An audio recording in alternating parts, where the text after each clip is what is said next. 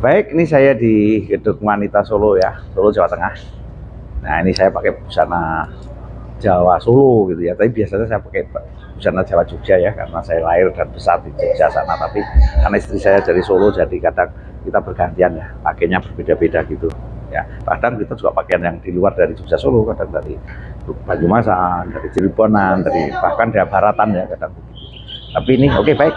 Kalau kita berbicara tentang bagaimana mitigasi bencana gempa di dalam budaya Jawa itu bagaimana? Jadi ada konstruksi bangunan tradisional yang tahan gempa. Jadi ada penggunaan material alami kayu yang taktil, yang fleksibel, yang ringan tapi kuat begitu ya. Terus sistem sambungan non permanen ada tidak kenceng gitu ya, ada sistem strukturnya jadi taktil gitu ya, bisa goyang-goyang begitu. Terus desain atap juga ringan gitu ya. Terus atap ruang dan zonasi lahan itu tradisional biasanya begitu. Terus dua apa yang interpretasi dan respon spiritual. Jadi karena budaya Jawa itu kental dengan spiritual ya, tidak hanya visual ya, budaya di Nusantara semua kan. Jawa itu bagian dari Nusantara dan bagian dari budaya di dunia ya. Terus penafsiran gempa melalui primbon Jawa itu ada juga ya.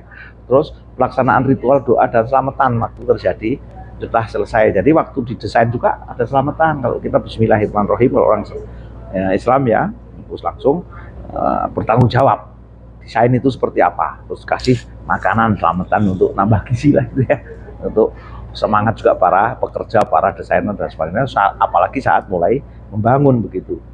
Terus memberikan sedekah ya, artinya kita sedekah alam karena kita menggunakan bahan-bahan alam ya, kita sedekah alam. Ada yang menanam pohon ya, kalau kita membangun rumah atau mau menebang pohon harus nanam lagi begitu ya, karena itu bentuk sedekah yang untuk kita sendiri ya, kita untuk manusia juga.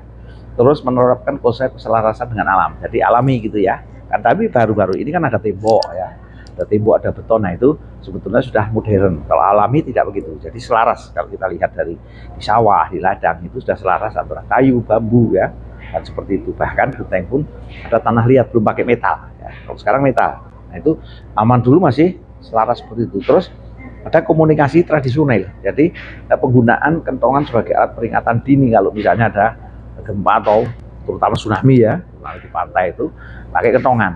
Kalau gempa kan terlalu cepat datangnya, itu kadang nggak sempat kentongan. Tapi kalau mau mengumpulkan orang di titik kumpul setelah gempa itu ya dikentongi, Pak Dukuhnya, Pak Lurahnya begitu ya di wilayah itu. Sekarang ada RT RW ya, itu beda lagi. Jadi dulu sudah mulai lebih teratur lagi begitu ya.